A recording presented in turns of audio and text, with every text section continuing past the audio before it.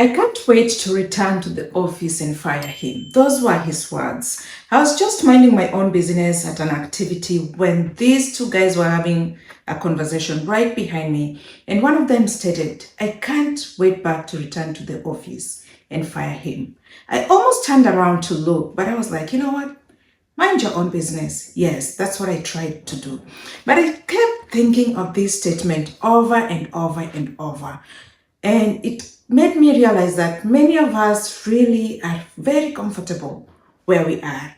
And at what point do we realize that we need to step out of our comfort zone and explore the different opportunities that come knocking on our doors? So today I want to talk to you guys about something that's always at the back of my mind, and it's about time we talk about it. If you've not listened to it, here you are. Please make sure you stay up to the end of it because I have very good nuggets for you to make you realize that you need to do what it takes to get out of your comfort zone. Welcome everybody. My name is Claudine. If you're new, welcome. And everybody's invited to join me in this channel where we talk about growth and development and some motivational aspects of it. So today I'm going to talk about not fully relying on your employer as your main source of income. Since the year began, we've all seen people lose their jobs, especially those in the government sector. And you can't predict what tomorrow holds. And how many people have walked into their job places and they're met with the word, oh, I'm sorry, we don't need you today. Or you get an email from your HR telling you, please report to my office immediately. And as soon as you step in there, you're told, I am sorry, but we have to let you go. What if this happens to you tomorrow? How prepared are you to help take care of yourself and your family members? And this is going to be a multi-series video. But today, I'm going to talk about the main reason why you shouldn't fully rely on your employer as your main source of income. And if you're joining this, I hope it's going to be beneficial for you because we are here to learn and help each other and make sure we are well prepared for the future because we don't know what tomorrow holds. The first thing is that job security isn't guaranteed. I've had people say job security, but do you know what it means? Job security means that you are guaranteed a job regardless of what happens. That's not the case. A lot of us, if you're employed like me, you're not guaranteed. Your job security is not there. One day you can lose it for whatever reason, maybe knowingly or unknowingly. But regardless of the case, are you prepared? Your job security is not guaranteed. So you need to have your plan B. Let's say if your job goes today, what are you going to do tomorrow? What are you going to do 2 weeks from today, a month from today, a year from today? You don't want to sit back and wait till that happens for you to realize that you need to have your plans in place. The second thing is that you have limited income growth. And that's a case that happens because you realize that, okay, I have this job that's giving me 1,000 every week or 3,000 a month or 10,000 a month or whatever amount it gives you. You know that this is going to keep coming into your account. And with that, you realize that, you know what, I don't need any extra source of income. This is just enough for me. And that's where your growth income is limited. The third thing is lack of control.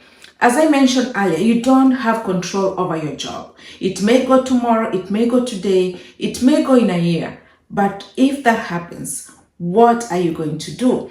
Your lack of control of this job is what should really drive you towards ensuring that you're prepared for tomorrow. You're prepared for the future. You're prepared for yourself and your family members. And if that happens, are you ready? The fourth thing is burnout and stress.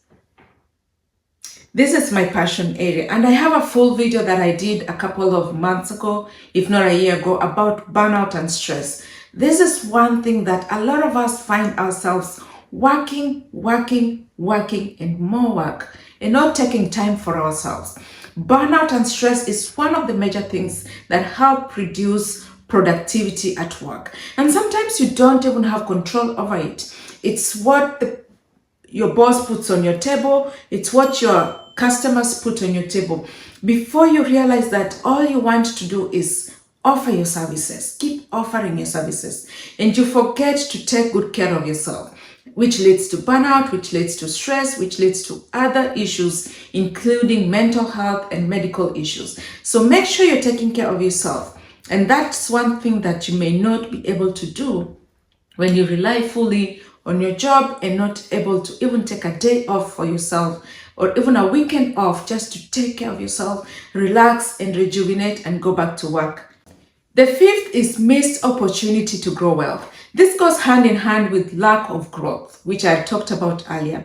And when this happens is because you rely on your income, you rely on your salary, on your wage to help you fulfill your daily dreams. And you don't look for opportunities to grow in different aspects.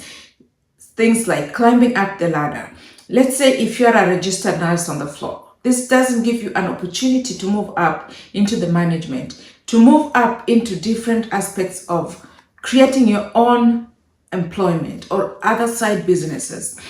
We get too comfortable to the point that we don't realize that we need to grow in different ways. The sixth is no income during emergencies or leave. Some places may offer this, but not fully to the point that you can rely on this. Let's take an example of a mother who is ready to deliver a baby. You'll need some time off work to go deliver your baby and to take care of him or her at least for the first couple of weeks or even the first couple of months. Sometimes you're not guaranteed you're going to get a paycheck. Some places will have the short-term disability, which pays 60% of your salary or your wage, regardless of what it is. If this is the case, you're still going to get some money, but this may not be enough to sustain you during this time. In certain cases, you may not even have time paid or paid time off when you're sick or when you want to go on a vacation.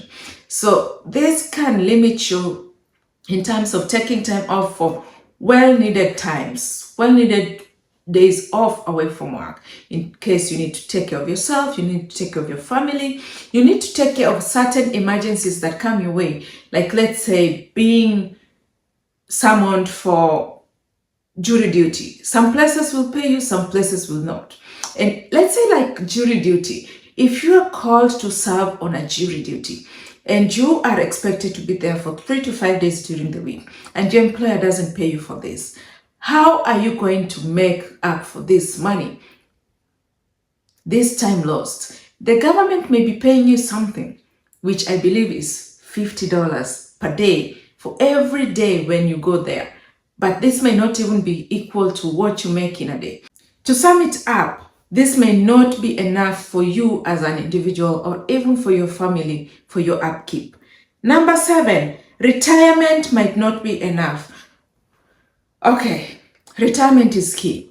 We have the 401ks, we have the Roth IRAs, we have TDRS, we have ERS, whatever your employer offers. This may not be enough for you. So you have to venture into other options to help you raise enough money for your retirement when you're ready to retire. Let's look at what happened during this beginning of the year. A lot of people logged into their retirement accounts and they were very disappointed. I'm not retired yet and I still have several years ahead of me, God willing. But if I was to retire and I logged into my account and saw what other people saw, I would be very devastated. And this can happen to anybody out there. You may not know what tomorrow holds in terms of markets, in terms of retirement accounts, and this may not be enough for you to retire off of. So you need to step out of your comfort zone and make sure you're putting enough on the side for your retirement without relying on your employer to help you with this. The 8th is skills and talents go unused. How many of us out there are settled into certain jobs which require us to do skill A, B, and C, but on the side you already have skill E, F, G, H, I, J, however many skills you have. But because you're in this environment, you're limited to what you can do. You're limited to what you can say and even what you can recommend. This makes your skills go unnoticed, and some of them may even be unused forever. I hope this has been beneficial for you, and at this point you're already thinking of how to get out of your comfort zone.